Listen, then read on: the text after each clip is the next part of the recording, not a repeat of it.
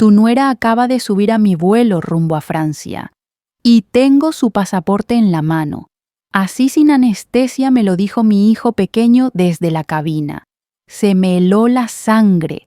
Apreté más fuerte el auricular del fijo de la cocina con las manos aún húmedas del agua y el jabón. La casa estaba en silencio. Esteban, mi hijo mayor, se había marchado al trabajo al amanecer y Mateo, mi nieto de 7 años, ya iba camino del cole en el autobús. Arriba, el agua de la ducha golpeaba las paredes del baño Araceli. Mi nuera, la esposa de Esteban, acababa de subir diciendo: «Voy a ducharme un momento, mamá». Lo había escuchado con mis propios oídos. La veía en mi cabeza con esa camiseta blanca que usa para estar por casa.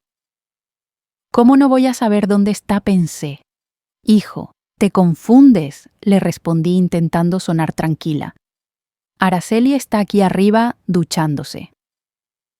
Al otro lado, Iván bajó la voz hasta un susurro seco profesional como cuando hace anuncios por megafonía.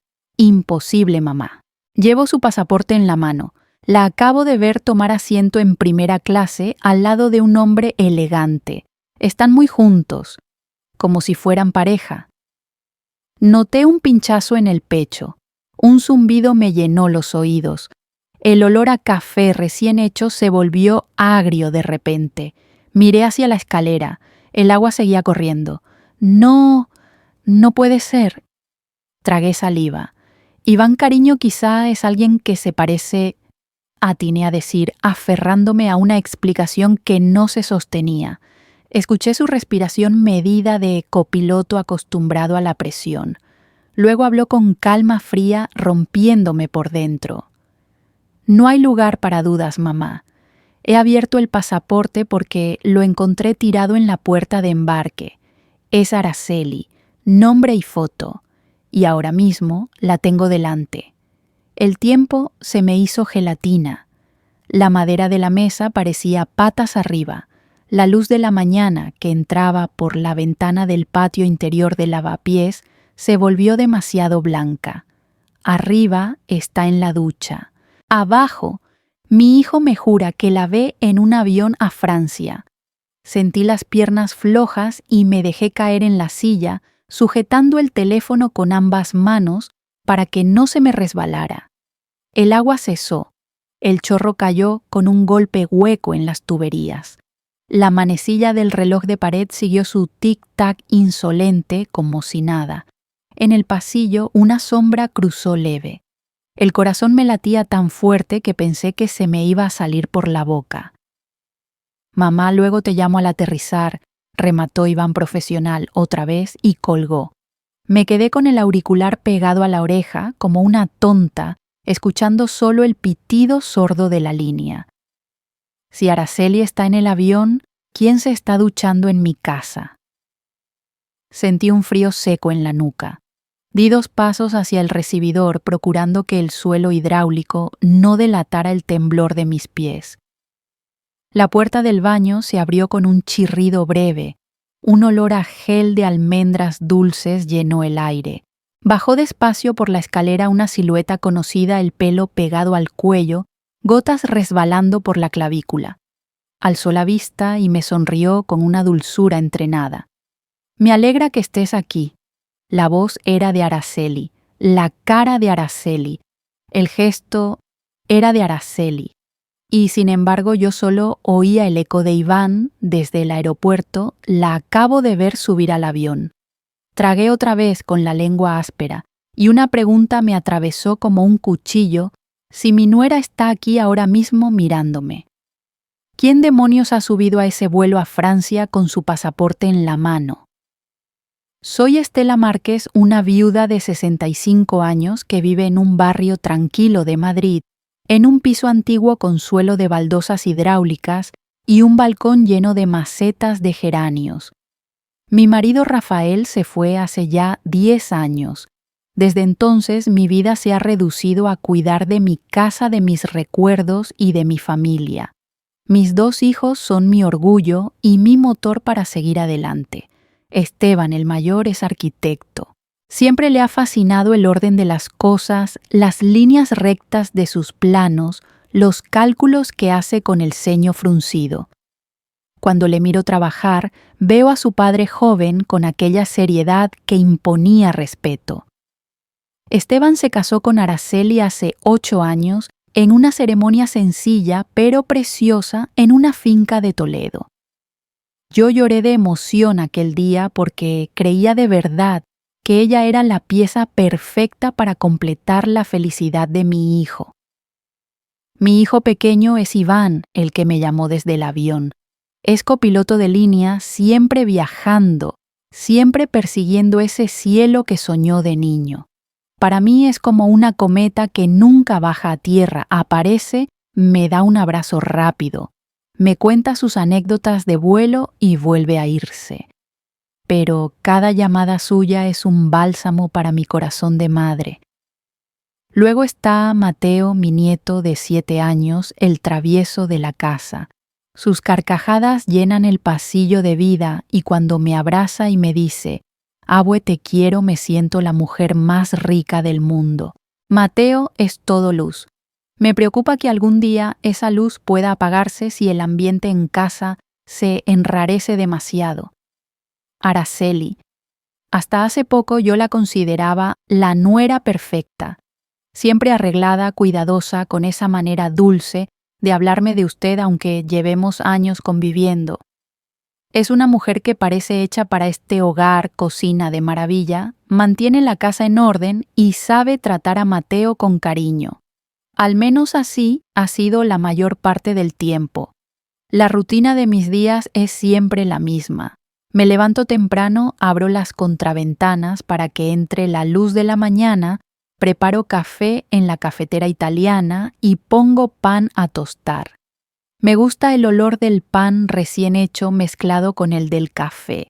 Es el mismo olor que había cuando Rafael se sentaba a leer el periódico. Después recojo la cocina, paso la mopa y voy al mercado de Antón Martín a comprar lo que falte para la comida. Allí todo el mundo me conoce, la frutera que siempre me guarda los tomates más rojos, el panadero que le da a Mateo un bollito gratis cuando le acompaña.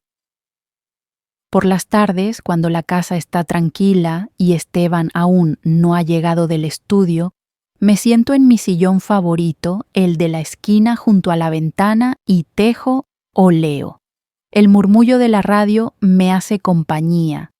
A veces Araceli se sienta conmigo y charlamos de cosas sin importancia, que si subió la luz, que si la vecina de arriba se ha comprado un perro. Otras veces se encierra en su habitación y sale con otra cara como si hubiera estado llorando o enfadada. Antes lo achacaba al cansancio o al estrés, pero desde la llamada de Iván esa tranquilidad se ha quebrado. Las pequeñas rarezas que antes pasaban desapercibidas ahora me pesan en el alma. Un día, Araceli me habla con dulzura, me pide consejos de cocina y al siguiente parece distante fría. Un día escribe con la mano derecha en la lista de la compra, al día siguiente con la izquierda. ¿Lo hace por juego como me dijo o hay algo más? Empiezo a notar que también los vecinos lo perciben. Doña Remedios. La de la puerta de al lado me lo comentó el otro día. Tu nuera es muy amable. Estela, pero ayer me saludó con la izquierda y me dio el plato que le presté con esa mano. No era diestra. Me reí para disimular, pero por dentro sentí una punzada de inquietud. La vida en Madrid es así, todos nos conocemos, todos hablamos, y cualquier cambio en el carácter de alguien se comenta en la carnicería o en la panadería. No puedo evitar pensar que si yo estoy viendo algo extraño, los demás también lo notarán pronto. ¿Qué pensará Esteban si se entera de que tengo dudas sobre su mujer y Mateo? ¿Cómo le explicaría que su mamá puede no ser la misma todos los días? Esa tarde, después de la ducha de Araceli, me quedé observándola mientras bajaba las escaleras. Llevaba un vestido azul claro, el pelo goteando y esa sonrisa que parece tan natural. Me ofreció ir al mercado y traerme tomates. Asentí con la garganta seca como si estuviera viendo a un fantasma que repite un papel aprendido de memoria. Cuando cerró el portón, sentí un vacío en el pecho. Me quedé sola en el salón mirando las fotos de la boda de Esteban y Araceli, la de Iván con su uniforme de vuelo y la de Mateo en su primer día de colegio. Todo me pareció lejano, como si fueran imágenes de otra vida. La llamada de Iván seguía resonando en mi cabeza. La acabo de ver en el avión. Mis manos empezaron a temblar. En ese momento supe que algo había cambiado para siempre, que ya no podría volver a mirar a Araceli con la misma inocencia, que había empezado un camino del que no había retorno. El teléfono aún vibraba en mi pecho, aunque lo hubiera colgado.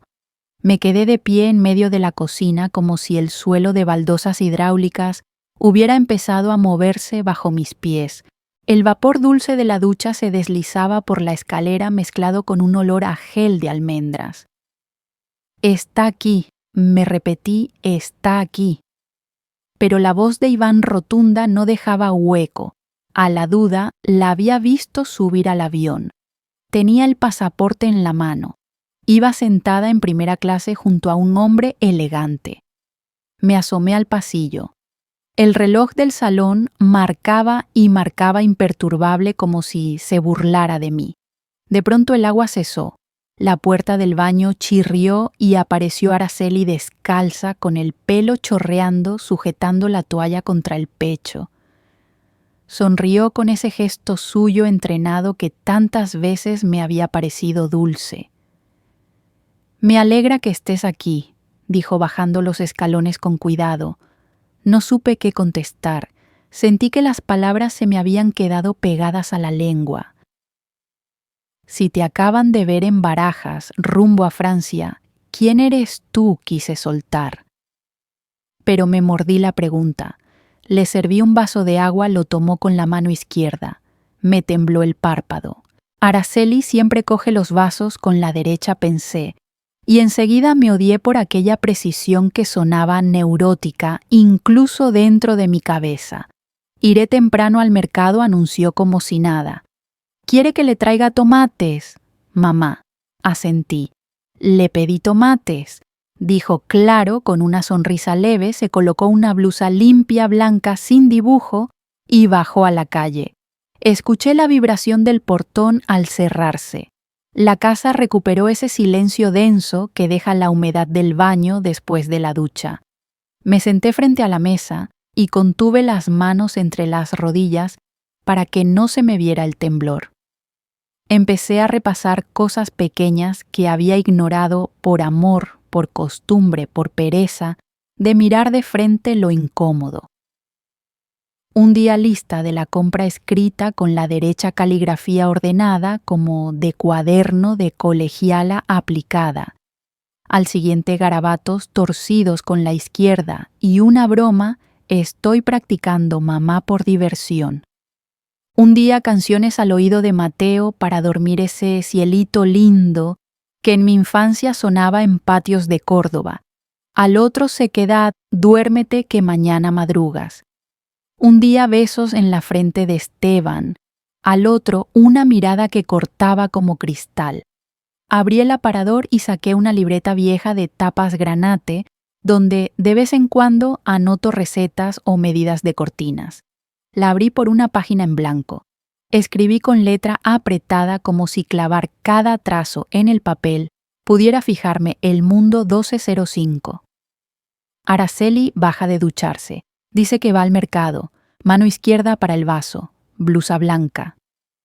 Me quedé mirando esa línea. Luego añadí, Iván asegura que Araceli embarca a Francia primera clase con hombre elegante. Tiene su pasaporte. Sentí vergüenza por estar escribiendo aquello.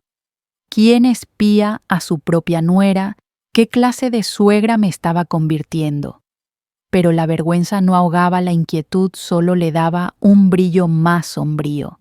A las 13:10, Mateo asomó por la puerta con la mochila colgando. Entró disparado, me abrazó las piernas. Abue gorjeó. La seño me dijo que dibujo muy bien. Le celebré el logro con risas por hacer que su alegría no chocara con mi nube. Se sentó y sacó su cuaderno. Señaló 2 páginas. Mira, ayer mamá me ayudó a escribir con la mano derecha y le quedó bonito. Hoy lo escribió con la izquierda y salió feo. Tragué saliva. Toqué el papel. Una página estaba clara limpia con trazos cuidados. La otra era un atropello de letras nerviosas. Me sentí mezquina por notar eso con tanta fijación. Le acaricié el pelo. Tu mamá estaría cansada, mi amor. A veces la mano no obedece del todo, ¿sabes? Mateo me miró con una seriedad que no cabía en sus 7 años. Mi mamá es rara. A veces me abraza muy fuerte y otras ni me mira. Lo estreché conteniendo la punzada. No eres tú el que tiene que llevar esto, pensé. Soy yo. Cuando lo dejé en el salón con sus lápices, el timbre sonó. Abrí. Doña Remedios, la vecina, me devolvía un plato. Qué linda tu nuera, comentó con su sonrisa de siempre. Ayer me trajo esto, pero me lo dio con la izquierda. ¿No me dijiste que era diestra? Ay, yo y mis manías. Le ofrecí un té. Reí por compromiso. Cuando cerré la puerta, mi espina ya tenía punta y dirección. Por la tarde regué las macetas del balcón. Un sol blanquecino reverberaba en las fachadas del patio interior. El agua chasqueaba en las terracotas y yo repasaba el tic-tac de cada gesto de Araceli en los últimos meses. Me asustó reconocer que había cosas que no cuadraban y que yo las había empujado debajo de la alfombra con la determinación de quien quiere una familia en calma, cueste lo que cueste. La vi volver por la calle con la cesta de palma en la mano izquierda. Me fijé en el balanceo. Antes era la derecha, me dije, y odié otra vez ese ojo de contable de rarezas. Subió las escaleras, dejó la compra, enumeró lo traído: tomate, cilantro, pescado fresco. Lo dijo con una voz neutra como la de un locutor que lee una lista. Por la noche la mesa estaba servida. Esteban llegó con ese cansancio que se le pega al traje en los días de entregas. Mateo canturreaba algo de la escuela. A media cena un vaso de agua resbaló de los dedos del niño y empapó el mantel. Me apresuré con un paño. No pasa nada, cariño, dije. Solo cuidado la próxima vez. La mirada de Araceli se afiló. Mateo, ¿por qué eres tan torpe?, soltó seca. Esteban frunció el ceño. Fue un accidente, Araceli. Ella resopló. Siempre lo defiendes, y yo quedo como la mala. El aire se volvió espeso. Mateo bajó la cabeza, y yo sentí que dentro de su pecho se hacía un hueco que no era suyo. Aquella grieta se me clavó. Empecé a entender que mi duda no era solo un pasaporte, una mano, una canción. Mi duda tenía el rostro de un niño con los ojos húmedos. Al día siguiente llevé a Mateo al colegio andando por la calle con el sol abriéndose paso entre las nubes y el bar de la esquina poniendo sus mesas. En la puerta él me apretó la mano. Abue. Ayer mamá tuvo mucha paciencia y me ayudó. Hoy me dijo que lo hiciera solo. No quise dramatizar. Le besé la frente. Le prometí que por la tarde haríamos una merienda con chocolate y pan. Volví a casa con los pasos vacilantes. En el portal don José el panadero me saludó desde la persiana medio subida. ¿Para el campeón bromeó? El otro día su nuera me dijo que el pan estaba riquísimo. Esta mañana vino otra vez con una cara. Compró y se fue sin mirar. Hay días... Se calló. Bueno, ya sabe, todos tenemos días. Asentí sin querer hablar. Su comentario se sumó al rosario de detalles que me golpeaban como canicas sueltas rebotando por toda la cocina de mi cabeza. Esa tarde la casa quedó tranquila. Esteban hizo horas en el estudio. Mateo se quedó en una actividad del cole. Araceli bajó de la habitación con un vestido de flores amarillo pálido. Voy al mercado un momento, dijo suave con una sonrisa calibrada. Cogió la cesta, esta vez la azul, y cerró el portón. Sentí que mi pecho se hinchaba y se vaciaba a la vez, como un acordeón viejo. Oía dentro de mí la voz de Rafael, la que me animaba a no dejar que la duda me royera por dentro. Ve, mira, no para hacer daño, Estela, para proteger lo que amas. Me até el rebozo a la cabeza, me miré un instante en el espejo del pasillo y bajé. A cierta distancia seguí los pasos de Araceli por la calle empedrada, manteniéndome detrás de un grupo de turistas que hacían fotos a un graffiti. Ella avanzó por la ruta del mercado, pero al llegar a la esquina, giró a la izquierda. Mi estómago se cerró. Ese no era el camino. Entró en un callejón donde las paredes estaban desconchadas y el suelo olía a humedad. Las ventanas tenían ropa tendida y una radio en algún piso alto soltaba un reggaetón sin ganas. Me arrimé a unas bicicletas apoyadas, contuve la respiración. Araceli caminó con paso de quien conoce bien el terreno. Se paró ante una puerta de madera con la pintura vencida. Tocó un par de veces suave. Le abrieron. Entró. Me quedé serena por fuera y hecha un tambor por dentro. Mis dedos apretaban el asa de la bolsa hasta marcarse. Quise acercarme, quise empujar la puerta, quise decir su nombre, pero lo único que hice fue sentir que las piernas eran de sal a punto de disolverse. Esperé, conté. Nada, no salía. Di media vuelta.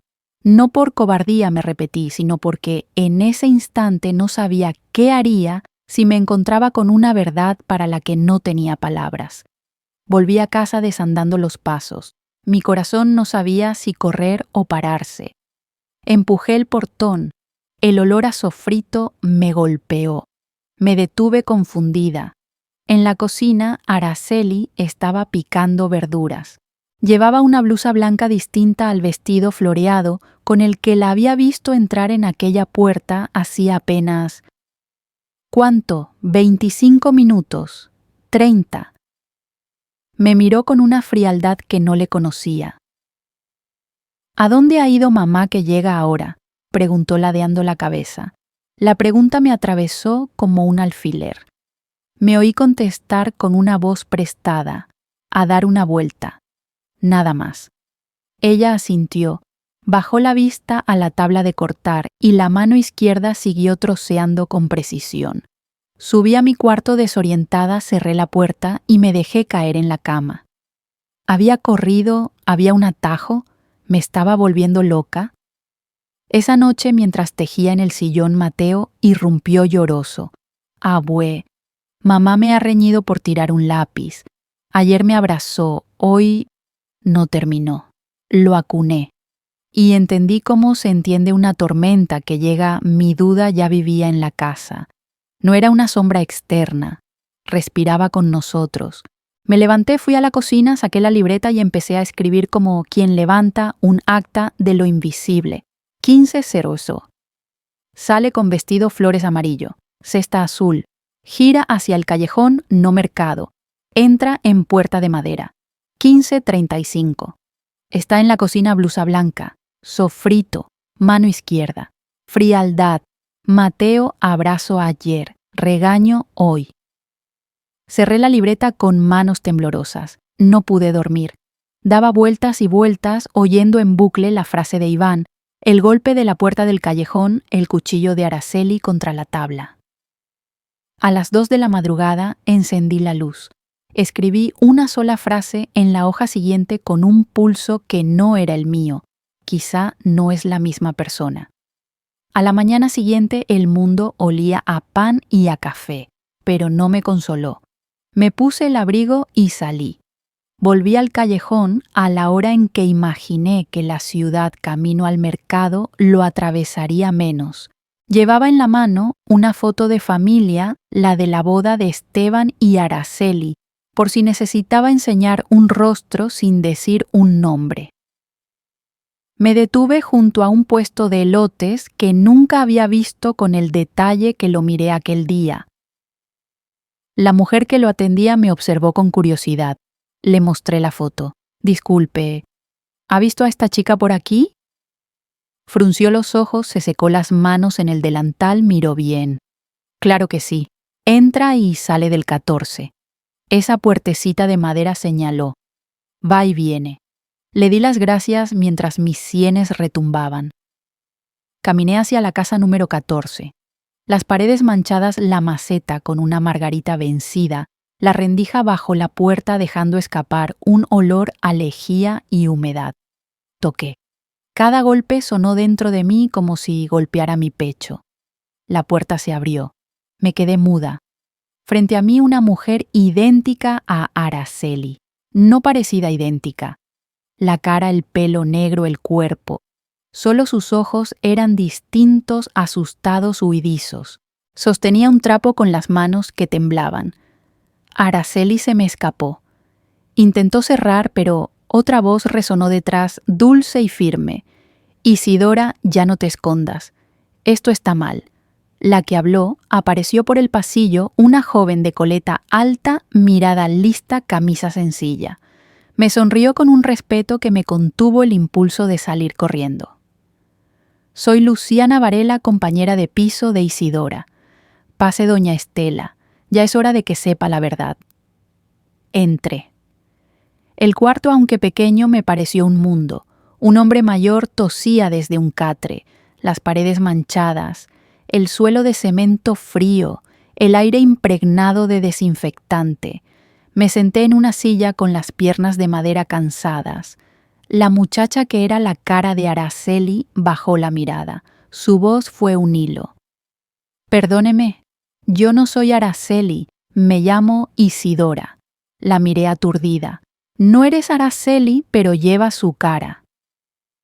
Luciana sirvió agua. Habló, Isidora es pobre, y sus padres adoptivos están enfermos. Hace años se cruzó con Araceli en un mercado. Eran 2 gotas de agua. Araceli se aprovechó, le pidió que, de vez en cuando, se hiciera pasar por ella, que viniera a cubrirla unas horas, que cuidara al niño que bajara al mercado, a cambio dinero. Dinero que aquí faltaba. La palabra aprovechó me cayó encima. Miré a Isidora. ¿Reemplazarla? ¿Para qué? No lo sé, lloró estrujando el trapo. Solo hacía lo que me pedía y me pagaba. Yo necesitaba las medicinas de mis padres. Luciana añadió con cuidado de quien pone la pieza que falta. Una vez vi a Araceli con un hombre elegante, Salvador Quiñones. Les oí decirse mi amor. Isidora esperaba en el coche sin entender. En mi cabeza, el nombre y la imagen del avión encajaron con un clic.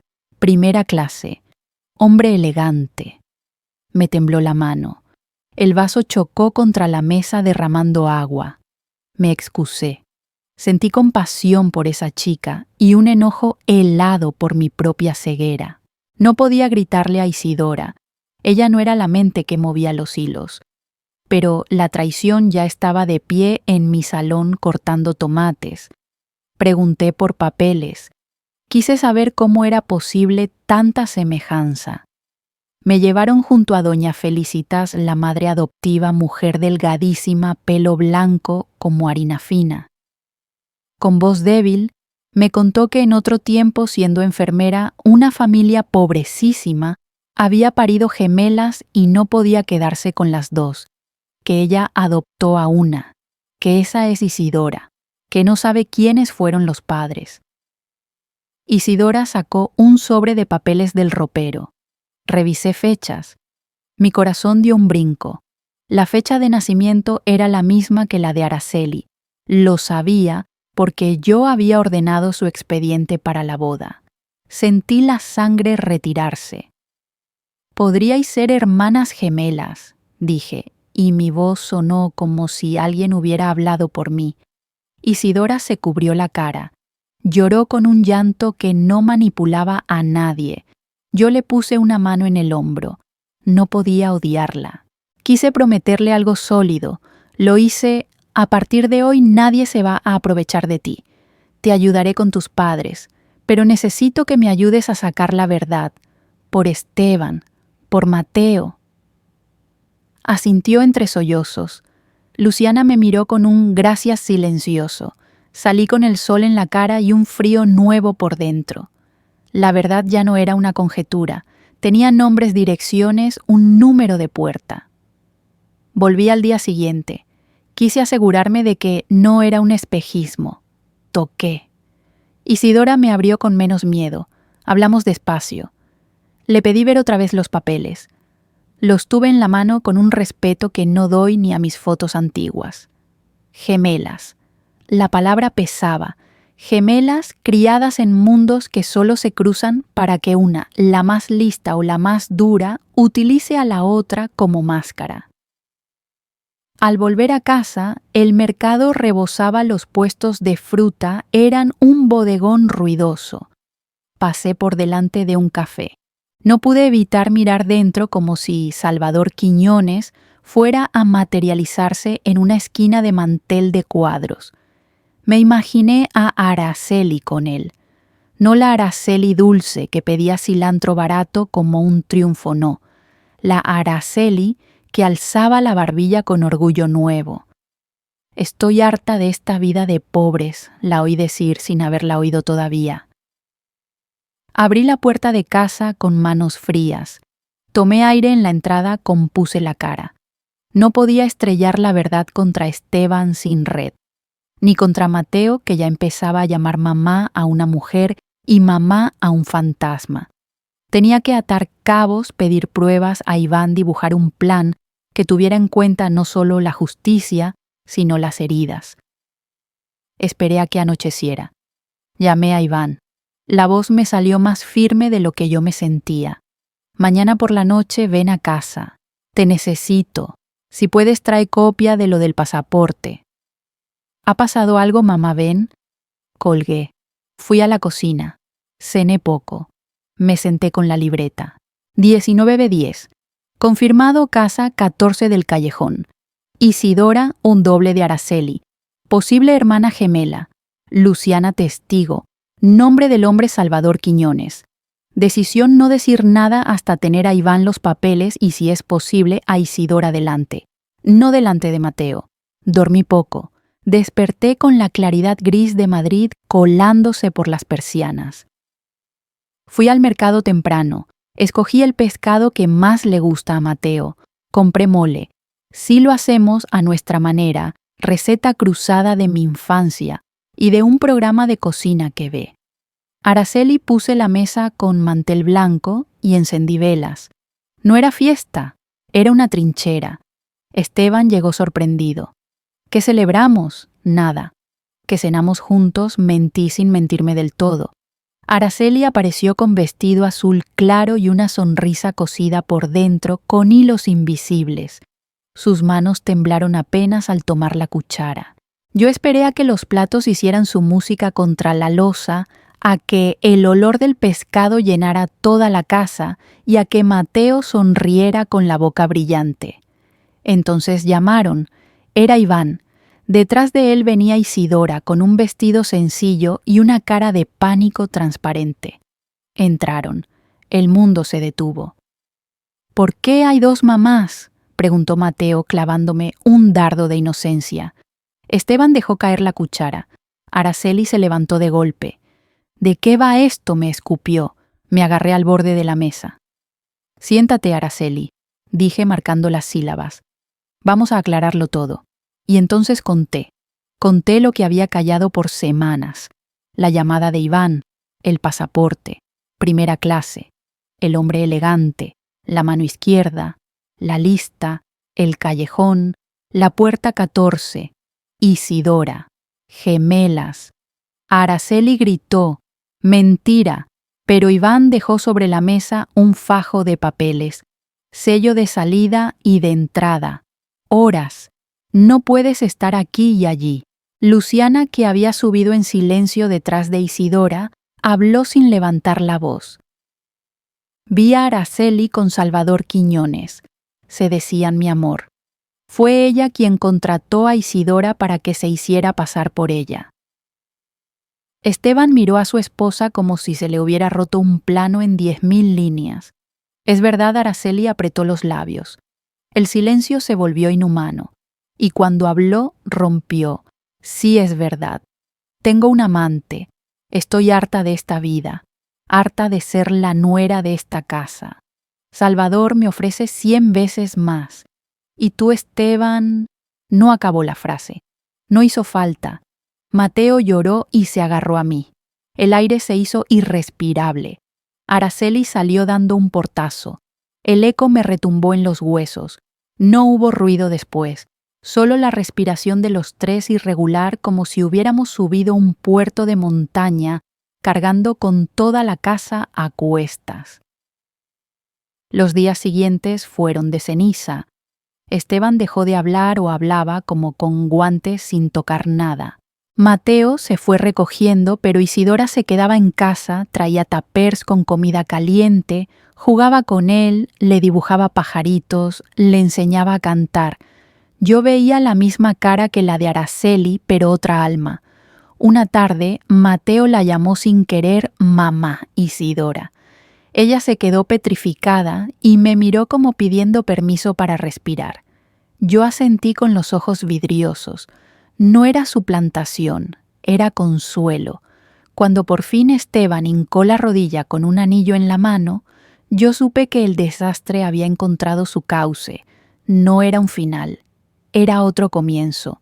Pero eso, me dije, pertenece a otro capítulo, porque el conflicto no empezó el día del anillo, ni el del portazo, ni siquiera el del callejón. Empezó el día en que una voz me dijo desde un avión que mi nuera estaba allí y sus pasos mojados bajaban la escalera de mi casa. Ese fue el instante en que mi dignidad se dio de bruces con una pregunta de hierro. Y hoy esa pregunta me sigue martilleando, aunque ya sepa la mitad de la verdad. Si yo no hubiera seguido a Araceli hasta esa puerta, si no hubiera aceptado ver lo que no quería ver, ¿cuánto tiempo más habría vivido mi familia en una mentira tan perfecta? El portazo de Araceli no fue solo un ruido, fue como si se hubiera roto un cristal invisible que nos mantenía juntos. La casa entera pareció temblar con el golpe. Durante unos segundos ninguno de nosotros se movió. El aire olía a pescado, a velas consumidas y a miedo. Mateo sollozaba en mi regazo, e Iván, de pie junto a la mesa, respiraba como si hubiera corrido. Esteban fue el primero en reaccionar. Se levantó despacio, recogió los papeles de la mesa y los apretó en su puño. Sin mirarnos, dijo: «Necesito aire», y salió. El portón resonó de nuevo, esta vez como un lamento. Me quedé sola con Iván, con Mateo y con Isidora. La chica parecía a punto de desaparecer de pura culpa. «No es tu culpa», le dije tocándole el hombro. «Tú hiciste lo que creías necesario para sobrevivir». Mateo la miró con los ojos hinchados y se aferró a su mano. Fue un gesto pequeño, pero que me estremeció. «¿Puedo quedarme aquí?», preguntó Isidora en voz baja. «Sí, por favor», contesté antes de pensarlo 2 veces. Esta casa necesita calor, no silencio. Aquella noche fue larga. Esteban no volvió hasta cerca del amanecer. Entró en silencio, dejó las llaves sobre la mesa y se tumbó en el sofá. No me atrevía a decir nada. Su cara estaba hundida, envejecida de golpe. Al día siguiente la rutina pareció continuar, pero todo estaba torcido. Araceli no volvió. Esteban apenas probó bocado en el desayuno. Mateo preguntó por su madre con un hilo de voz. «Mamá está de viaje», le dijo Esteban sin mirarlo a los ojos. Yo sabía que no era un viaje sino un exilio voluntario. Por la tarde llamé a Iván. Le pedí que viniera a cenar de nuevo. Esta vez trajo una botella de vino y un silencio cómplice. Comimos despacio. Al final de la cena Esteban habló por fin. «No sé qué hacer», dijo mirando la mesa. «Parte de mí quiere pedirle explicaciones, gritarle, exigirle que vuelva. Otra parte siente que si vuelve no podré mirarla igual. No tienes que decidir hoy», le respondí. «Solo tienes que cuidar de Mateo». Esteban se llevó las manos a la cara. ¿Y qué le digo al niño? Miré a Isidora. Ella bajó la cabeza, pero no soltó la mano de Mateo, que se había dormido en su regazo. Dile la verdad que pueda entender, sugerí, y lo que no pueda entender que lo sienta en el cariño que le das. Pasaron las semanas. Araceli no llamaba. A veces llegaba un mensaje breve. Estoy bien, no me busquéis. Esteban empezó a ir a terapia. Salía con los ojos rojos, pero volvía un poco más entero. Mateo, en cambio, encontró en Isidora una presencia serena. Ella lo llevaba al parque, le leía cuentos, le ayudaba con los deberes. Yo la observaba en silencio. Al principio pensaba que estaba ocupando un lugar que no le correspondía, pero pronto entendí que no era ocupación, sino reparación. Su dulzura era auténtica y su propia tristeza le daba una ternura que Mateo necesitaba. Una tarde, mientras tomábamos café en la cocina, Isidora me confesó: al principio lo hice por dinero, pero ahora me siento parte de esta casa. La miré largo rato. Tal vez lo eres, dije al fin. Tal vez siempre lo fuiste, aunque no lo supiéramos. Un día recibí una carta, sin remitente, pero con la letra de Araceli. Decía: no me juzgues, Estela. No podía seguir viviendo como si nada. Salvador me ofreció otra vida y la tomé. Cuida de Esteban y de Mateo. Yo no volveré. Le mostré la carta a Esteban. La leyó en silencio, la dobló con cuidado y la metió en un cajón. Al menos ahora sé que está viva, dijo con una voz que sonaba más a alivio que a rabia. Pero la paz era frágil. Una mañana en el mercado vi a Araceli. Estaba con Salvador riendo con el pelo suelto y un vestido nuevo. Me escondí tras un puesto de naranjas. No me vio. Sentí un nudo en la garganta, pero también una certeza: no era la misma mujer que vivía en mi casa. Era otra libre o perdida, no lo sé. Cuando regresé a casa le conté a Isidora. Quizá nunca vuelva, le dije. Ella se mordió el labio. Entonces me quedaré mientras me necesiten. Sus palabras me llegaron al corazón. Por primera vez en mucho tiempo sentí que no estaba sola en esta batalla. Las tensiones continuaron. Hubo discusiones con Esteban, noches en las que me gritó que todo era culpa mía por haber destapado la verdad. Otras en las que me abrazó y me dijo que no sabía qué habría hecho sin mí. Mateo empezó a llamar tita Isa a Isidora. Era un compromiso entre mamá y Isidora. Ella lo aceptó con lágrimas en los ojos. Una tarde de sábado, Araceli apareció en la puerta. Estaba más delgada, el maquillaje corrido. Necesito ver a Mateo, dijo sin saludar. Esteban se plantó en medio del salón. No puedes entrar, como si nada. Ella bajó la cabeza. Por favor, pidió. Solo quiero verlo. Mateo salió de su cuarto, la vio y se quedó paralizado. Miró a Isidora, luego a su madre. ¿Quién eres hoy?, preguntó el niño. El silencio fue insoportable. Araceli rompió a llorar. Soy tu mamá, la de verdad. Mateo se acercó despacio y la abrazó. Yo sentí un pinchazo en el corazón, pero también un alivio. La verdad, por dura que fuera, estaba saliendo a la luz. Esa noche Esteban y Araceli hablaron en la cocina durante horas. Yo escuchaba el murmullo desde mi habitación. Hubo gritos, luego llanto, luego un silencio largo. Al amanecer Esteban entró en mi cuarto. Se va a ir a vivir con Salvador, me dijo. Quiere el divorcio. Lo abracé. No lloró. Lo importante es Mateo, añadió.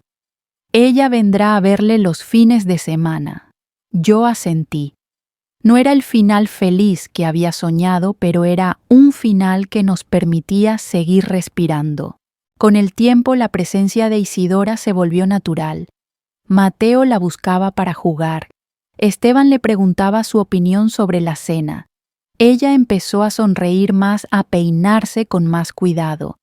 Yo veía en sus gestos a la Araceli que habíamos perdido, pero con una ternura nueva más humilde. Una tarde, mientras tejía en el balcón, escuché a Mateo reír a carcajadas con Isidora en el salón. El sonido me llenó de paz. Tal vez pensé, esta historia no ha sido solo una tragedia. Tal vez ha sido la manera de que encontráramos a alguien que estaba destinada a estar aquí desde el principio. Pero mi corazón aún no estaba en paz del todo. Cada vez que sonaba el teléfono temía que fuera Araceli cambiando de opinión, reclamando su lugar, volviendo a abrir la herida. ¿Cuánto tiempo podría durar esta frágil calma antes de que algo la rompiera de nuevo? Nunca había sabido cuánto podía latir un corazón hasta esa semana. Cada golpe era un aviso, un martillo, un prepárate. La calma que habíamos tejido entre Esteban, Mateo e Isidora era un bordado fino y cualquier tirón podía deshilacharlo. A veces me sorprendo mirando la puerta del piso como si fuera un animal dormido, parece quieta, pero basta un empujón para que despierte con los colmillos al aire. El empujón llegó un viernes de mayo tibio y traicionero. Había festival en el cole de Mateo.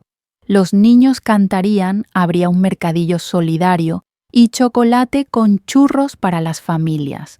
Yo planché la camisa blanca del uniforme con un cuidado excesivo, como si, alisando las arrugas del algodón, pudiera alisarlas del destino. Isidora le peinó con raya al lado de esos peinados que intentan convencer al mundo de que los niños no se despeinan.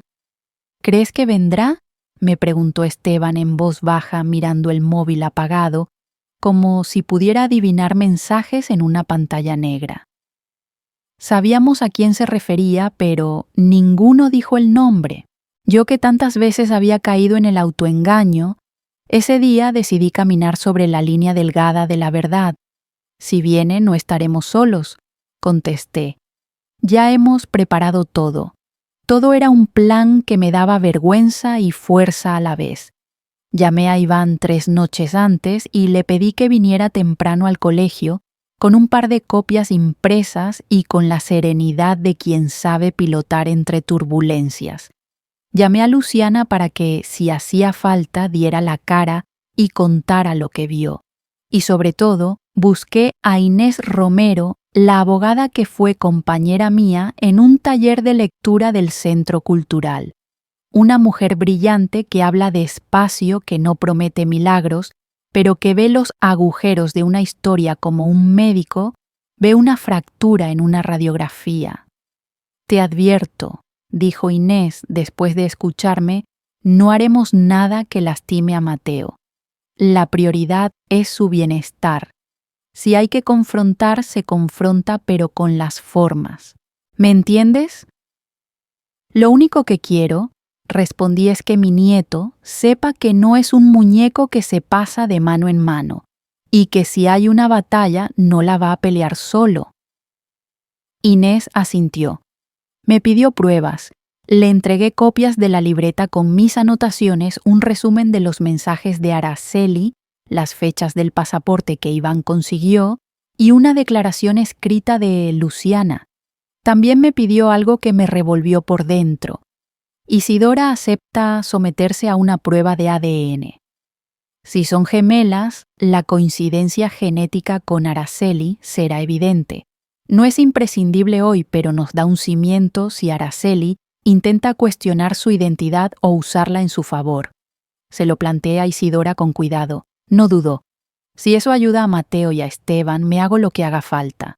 El laboratorio se haría cargo en unos días.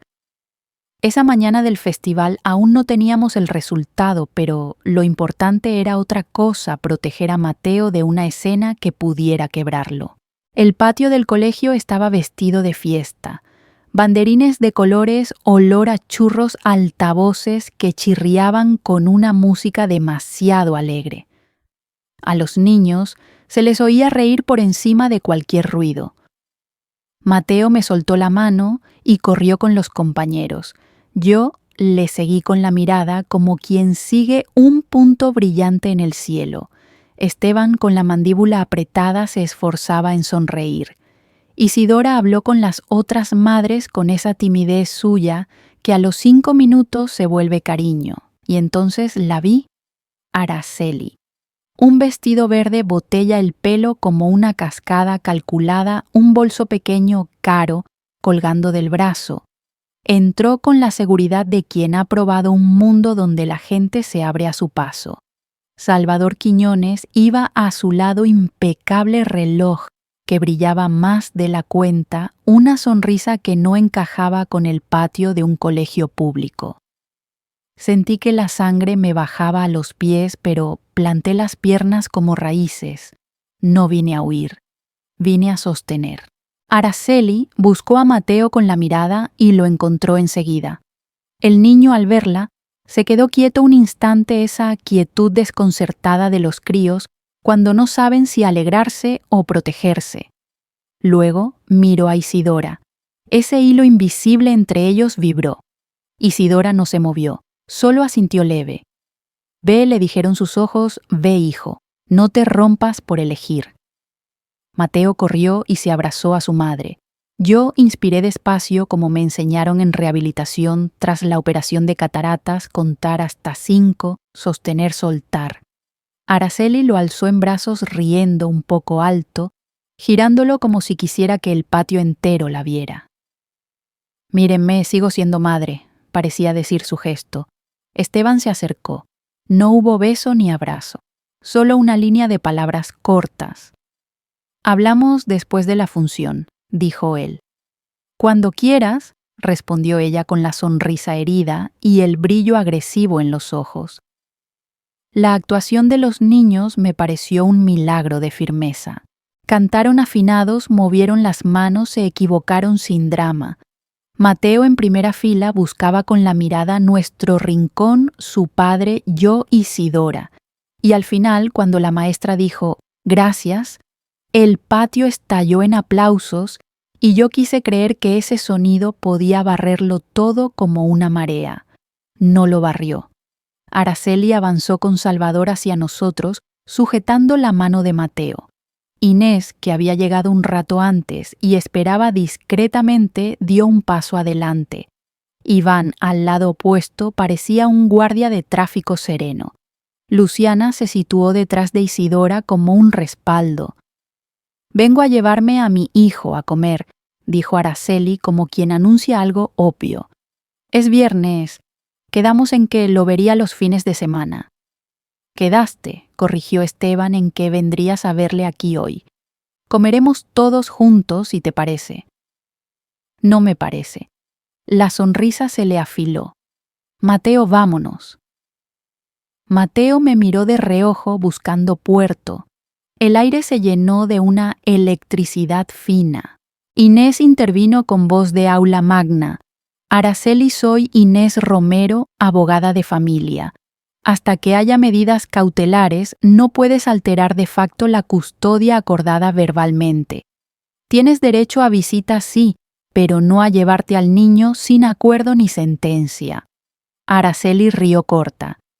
«¿Y tú quién eres para decirme lo que puedo o no puedo hacer con mi hijo?». Luego miró a Isidora con desprecio. «¿Y ella qué hace aquí? Mi sombra también opina». Isidora tragó saliva. Yo di un paso para ponerme a su altura. «Ella no es tu sombra», dije. «Es tu hermana, y hoy está aquí para cuidar donde tú has hecho daño». Araceli me clavó la mirada. Y entonces, con un gesto teatral, se volvió hacia Salvador como pidiendo aplauso. Él le apretó el brazo, susurró algo que no oí, y la sonrisa de ella se tensó. «Deje de hablar de daño». Estela espetó. «Yo también tengo derecho a mi vida. No estaré en esta cárcel de pobres que ustedes llaman hogar». Me atravesó un rayo de calor, pero mantuve la voz baja. «Tu derecho a tu vida acaba donde empieza el derecho de un niño a no sentirse desechable». Se hizo un silencio de metal. Pasó una madre con una bandeja de bizcochos fingiendo no mirar. El conserje arreglaba un altavoz con concentración excesiva. Yo oía mi propia respiración como dentro de una concha. Ahora pensé, ahora o nunca. Araceli, dije despacio. Ya no puedes seguir jugando a dos casas, dos caras y dos verdades. Aquí y ahora vamos a fijar lo que se sostiene y lo que se cae. Iván. Mi hijo menor dio 2 pasos y tendió una carpeta transparente. Dentro copias el registro del pasaporte con sello de entrada y salida a Francia, las horas exactas. Inés añadió una hoja con un resumen jurídico. Luciana sostuvo su declaración firmada. Yo, mi libreta abierta por las anotaciones de aquellos días del callejón y la blusa blanca. ¿Qué pretende con estos papeles? Araceli la dio la cabeza. Yo también sé reunir papelitos. No son papelitos. Son hechos, respondió Inés. Y hay más, en camino, una prueba de ADN que confirma el parentesco de Isidora. Si hace falta, la aportaremos para demostrar la existencia de una segunda persona usada para suplantaciones puntuales. Que quede claro, nadie te niega ser madre de Mateo, pero la instrumentalización de tu hermana y el abandono intermitente del niño sí cuentan. La palabra instrumentalización pareció noquearla por un segundo. Se recompuso. Todos felices con su teatro, dijo. Pero Mateo se viene conmigo a comer. Salvador ha reservado. Fue entonces cuando Mateo hizo lo más valiente que le he visto a un niño. Soltó la mano de su madre y sin correr dio 4 pasos y se refugió detrás de mí pegando la mejilla a mi cadera. Un calor dulce me subió por el estómago. Noté cómo el cuerpo pequeño temblaba. No quiero ir, dijo tan bajito que solo los más cercanos lo oímos. Hoy quiero comer aquí. El rostro de Araceli se quebró un fogonazo de sorpresa, luego rabia. Me lo estás poniendo en contra, me acusó. Siempre me lo has puesto en contra. No contesté. Te lo has puesto en contra tú sola cada vez que viniste siendo otra. Salvador dio un paso adelante.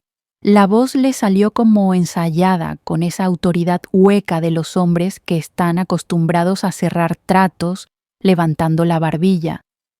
Creo que es mejor que evitemos el bochorno público. Vamos a hablarlo fuera, dijo y se acercó un poco a Mateo con la mano extendida como quien ofrece un caramelo invisible. Ven, campeón. No sé de dónde me salió tanta calma, pero oí mi propia voz con una claridad fría.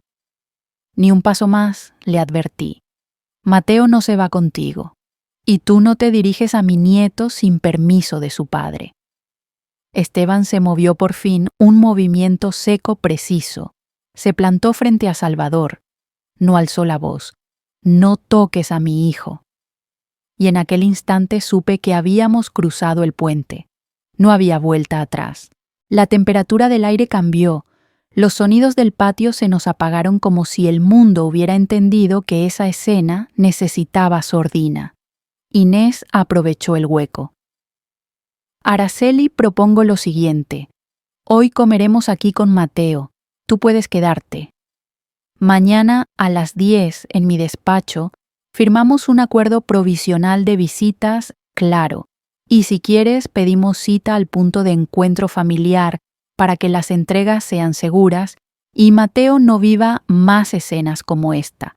Si te niegas, esta misma tarde presento un escrito al juzgado de guardia con las pruebas que tenemos y solicito medidas cautelares. El brillo chulesco se le apagó a Salvador, calculó. Él no tenía nada que ganar en un juzgado familiar en papeles, en medidas, en tiempos que no controla con tarjetas de crédito. Le susurró algo a Araceli. Ella apretó los dientes. Vi el músculo de la mandíbula dibujarse como un ala bajo la piel. Apreté la mano de Mateo y por encima de su cabeza busqué los ojos de Isidora. Ella estaba pálida, pero erguida. Tenía una belleza quieta, una dignidad que no necesita altavoces. En su mirada había lágrimas y coraje a la vez.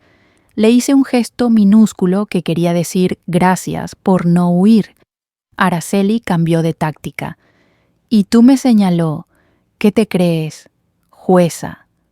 Madre superiora. Te gusta mandar Estela. Siempre te ha gustado. Te quedaste viuda y convertiste esta casa en un altar a tu control. Yo solo hice lo que tenía que hacer para salvarme. La acusación me cruzó el pecho, pero no la esquivé. La miré. Puede que tengas razón en algo, me aferro a lo que amo, y esta casa me ha salvado a mí más veces de las que tú imaginas. Pero no confundas amor con cárcel ni libertad con egoísmo. Si querías irte, podías irte. Si querías otra vida, podías buscarla. Lo que no podías era romper a los que decías amar para sostener tu mentira. Se mordió el labio. Tenía una respuesta lista, pero no la dijo. Porque entonces Mateo habló otra vez mirando a su madre con una seriedad de hombre pequeño. Mamá, no quiero la mamá mala. El patio se hizo un pozo sin eco. Araceli parpadeó y por primera vez desde que llegó bajó la vista. No se defendió, no supo. Yo sentí compasión, esa compasión que no borra el daño, pero que te recuerda que incluso los que hacen daño están hechos de grietas. Y a la vez sentí algo firme naciendo en mí como una columna. Inés cerró la carpeta. Bien, ¿entonces comemos aquí? Araceli levantó la cabeza con un gesto mínimo. No asentía, pero tampoco se iba. Salvador hizo ademán de protestar. Araceli se volvió y le dijo una frase en voz tan baja que no la oímos. Solo vi cómo él se crispaba y tras un silencio se alejaba hacia la salida consultando el reloj con rabia. Se fue. Ella se quedó. Comimos en el patio del cole sobre mesas plegables, churros, chocolate, bocadillos. No fue un banquete, pero era una tregua. Araceli habló de trivialidades con Mateo. «Qué bien has cantado, qué alto estás». Isidora se mantuvo a prudente distancia sin invadir. Cuando Mateo la llamaba, ella acudía y luego se retiraba un paso. Esteban observaba agotado y alerta, como quien vigila la línea del mar después de un temporal.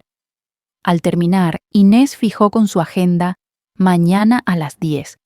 «Mañana a las 10», repitió Araceli como quien acepta un puente porque no ha encontrado otra orilla.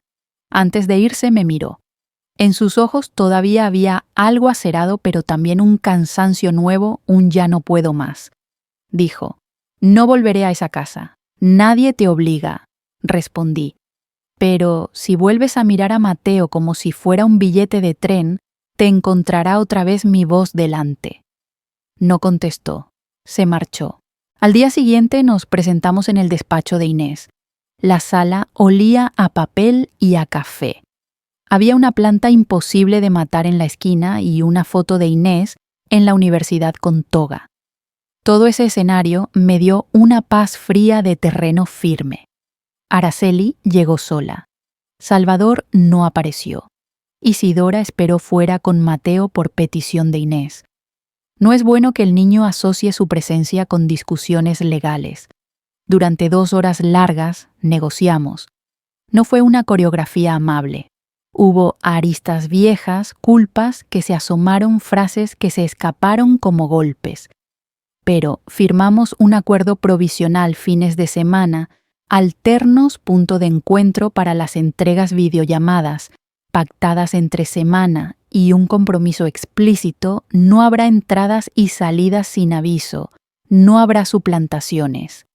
Inés redactó con precisión quirúrgica.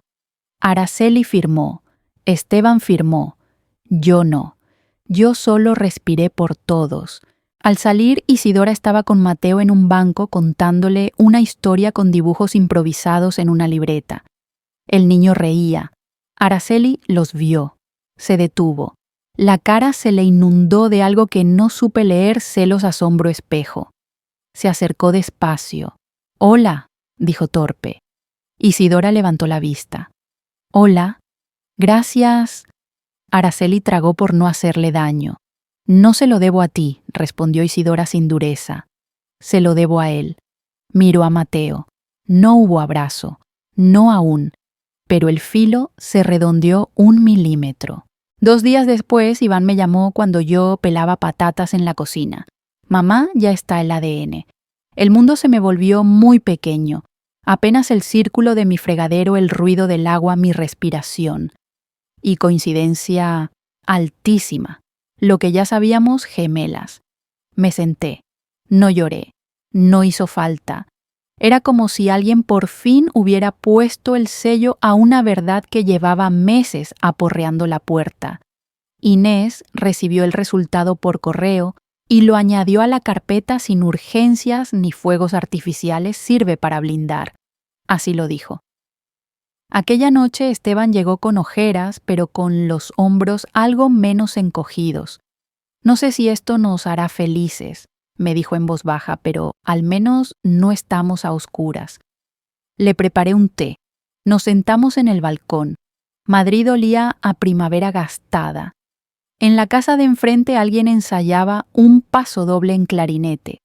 Le puse la mano sobre la suya. Isidora acostaba a Mateo. Desde el pasillo nos llegó tenue la canción de Siempre el cielito que yo cantaba de joven, con un acento que el tiempo no ha conseguido domesticarme. Me atravesó un calor antiguo de abuela de madre de mujer, que aunque tiembla, se queda. Pensé en Araceli, en su cara cuando Mateo dijo, no quiero la mamá mala. En el filo de sus palabras en la niña, que quizá fue empujada a elegir un camino donde solo se puede ganar perdiendo.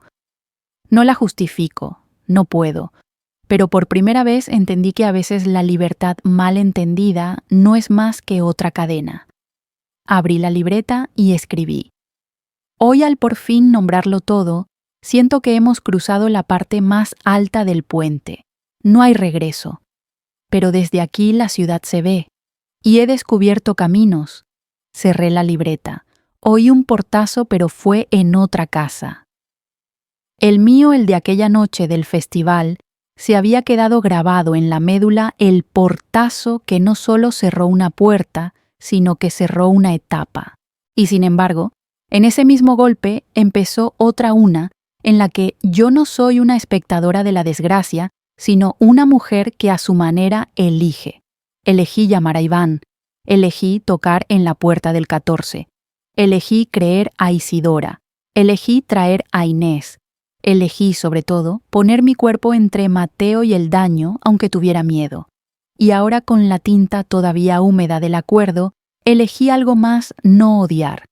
Porque el odio fija las cosas como el barniz malo amarillea con los años y se agrieta. La dignidad, en cambio, respira. Apagué la luz de la cocina, dejé los platos secar y antes de irme a dormir pasé la mano por el marco de la foto de Rafael. No me dijo nada. Los muertos hablan sin palabras. Pero entendí su consejo de siempre.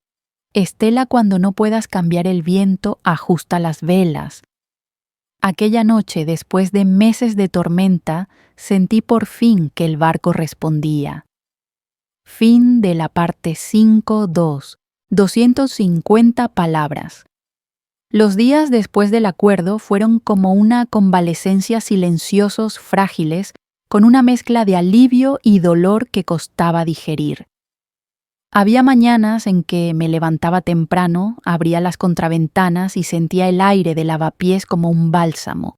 Otras, el mismo aire me parecía demasiado frío, como si quisiera recordarme que aún había heridas abiertas. Araceli cumplió el acuerdo las primeras semanas. Venía los sábados por la mañana puntual, bien vestida, y se llevaba a Mateo al parque o a comer helado. Al principio, el niño volvía callado, como si necesitara digerir lo que había pasado. Después empezó a contarme cosas, que su madre le había comprado un balón, que le había prometido ir al zoo.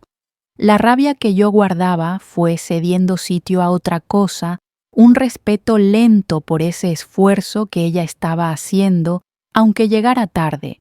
Esteban fue encontrando su lugar en esta nueva vida. Empezó a salir a correr, a quedar con amigos, a reír de nuevo.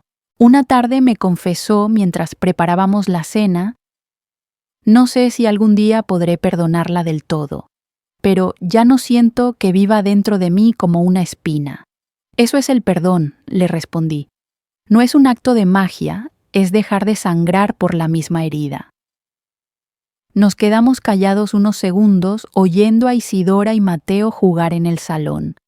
Aquella risa era la prueba de que el mundo a su manera seguía girando. Un domingo cualquiera Isidora me pidió hablar a solas.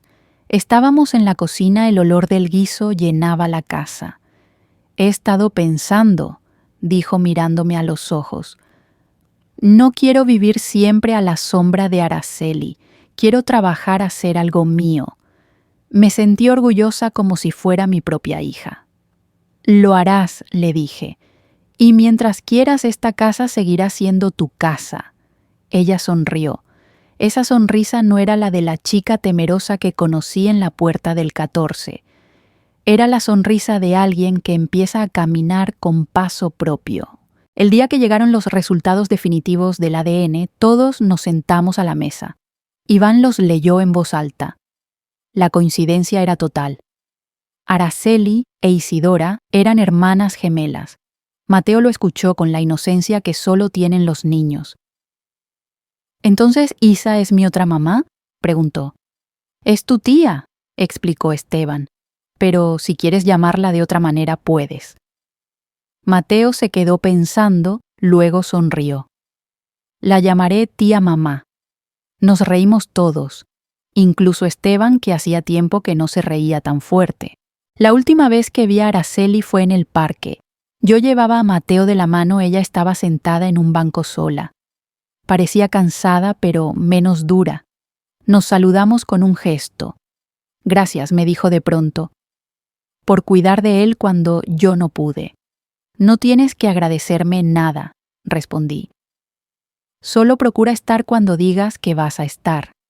Ella asintió. No hablamos más. Nos quedamos un momento mirando cómo Mateo corría detrás de una pelota. No había odio en mí ni rencor, solo un cansancio dulce como el de quien ha terminado una tarea muy larga. Esa noche abrí mi libreta por la última página. Escribí despacio.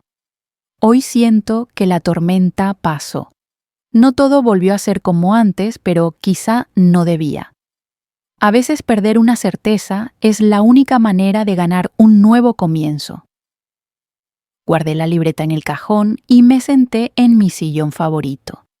Madrid sonaba a vida en la calle, niños jugando vasos de terraza, guitarras en la plaza. Sentí que yo también formaba parte de ese murmullo, que mi historia no era un drama aislado, sino una de las miles que se viven en cada barrio. Miré a Mateo dormido en el sofá, a Isidora que doblaba ropa con la serenidad de quien ha encontrado su sitio, y a Esteban que hojeaba un libro. Me vino a la mente la voz de Rafael: ajusta las velas. Sonreí. Las velas estaban ajustadas. El barco, aunque con cicatrices, avanzaba. Y a vosotros que habéis escuchado mi historia, os dejo una pregunta. ¿Qué habríais hecho en mi lugar? ¿Habríais seguido hasta el final o habríais dejado las cosas como estaban? Gracias por acompañarme hasta aquí, por sostenerme con vuestras miradas invisibles. Si esta historia os ha tocado el corazón, os invito a dejarme un comentario, a compartir vuestras experiencias y a suscribiros al canal para no perder las próximas historias de vida que tengo para vosotros. Porque en cada esquina de Madrid y de cualquier ciudad siempre hay otra historia esperando ser contada.